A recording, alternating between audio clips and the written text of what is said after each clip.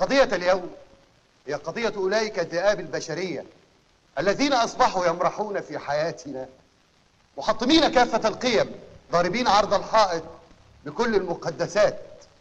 إن ذلك المعتدي الأثيم الماثل بين يدي عدالتكم لم يتورع عن ارتكاب تلك الجريمة البشعة التي يقشعر لها البدن، فلا يأخذنكم به أية رحمة، كما لم يرحم هو توسلات تلك الفتاة البريئة قليلة الحيلة التي كل جريمتها أنها كانت تلعب مع قريناتها في مكان عام فاستدرجها إلى مكان وسط الأحراش واغتصبها عنوة، وعندما حاولت مقاومته كتم صوتها بكل وحشية حتى تم له ما أراد.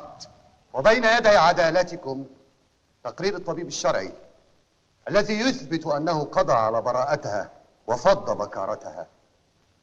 سيد الرئيس، أسوة بالقضايا المماثلة، النيابة تطالب بتوقيع أقصى العقوبة على المتهم حتى يكون عبرة لغيره من منتهك الأعراض ومعدوم الضمير.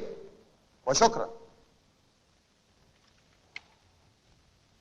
الدفاع، عندك حاجة تقولها يا أستاذ؟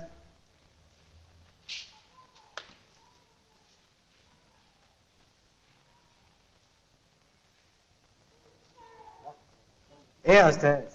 أنت مش جاهز؟ جاهز سعادتك، بس بدور على قلم حبر. أليش مع سعادتك قلم حبر؟ لا. أهو ده عيب، من ساعة ما اخترعوا الإقلام الجاف والدنيا باظت قال لي خيرها. ولا ريشة سعادتك؟ قلم حبر أهو. قلم حبر. اديهولي. اتفضل. يا سلام، قلم حبر. أهو الراجل ده تلاقيه محافظ على التقاليد ومظبوط.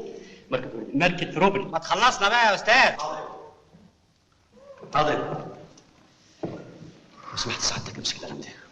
اتفضل. حط سعادتك القلم في الدوايه. ازاي بقى وانت قافلها؟ يعني مستحيل تقدر تحط القلم في الدوايه وانا اقفلها، لازم افتحها. طيب اديني فتحتها. جرب سيادتك تحط القلم كده. حاول تاني يا سياده الريس. كم مره هنا. ازاي بقى وانت بتحركها؟ يعني لازم افتح الدوايه الاول وبعدين اثبتها عشان سعادتك تقدر تحط القلم فيها. وتحط القلم كده سعادتك. اهو دخل. دلوقتي بس قدرت سعادتك تحط القلم بتاعك في الدوايه بتاعتي. لا مؤاخذة سعادة الرئيس. شكرا. شكرا يا سعادة الرئيس. استاذ. حضرتك قلم. قضيتنا هي هذه يا سعادة الرئيس. علميا وتشريحيا ليس هناك شيء اسمه اغتصاب يؤدي الى هتك عرض كما تفضلت النيابه وكيفت القضيه. لا بد ان يحدث قبول واستجابه، وطالما حدث هذا فقد انتفى عنصر الارغام والقهر والغصب. ودليل على ذلك القضيه المشهوره لفتاه المعادي التي اتهم فيها عده اشخاص وحكموا فيها. لقد ثبت من تقرير الطبيب الشرعي بعد عمليه الاغتصاب ان الفتاه ما زالت بكرا رغم كل ما حدث، وهذا معناه انها رفضت. اما في حالتنا هذه فتقرير الطبيب الشرعي اثبت العكس، وهذا يعني ان فتاتنا البريئه لم ترفض. تنسوا الاعجاب بالفيديو والاشتراك في القناه تشجيعا لنا لنستمر بنشر المزيد ان شاء الله.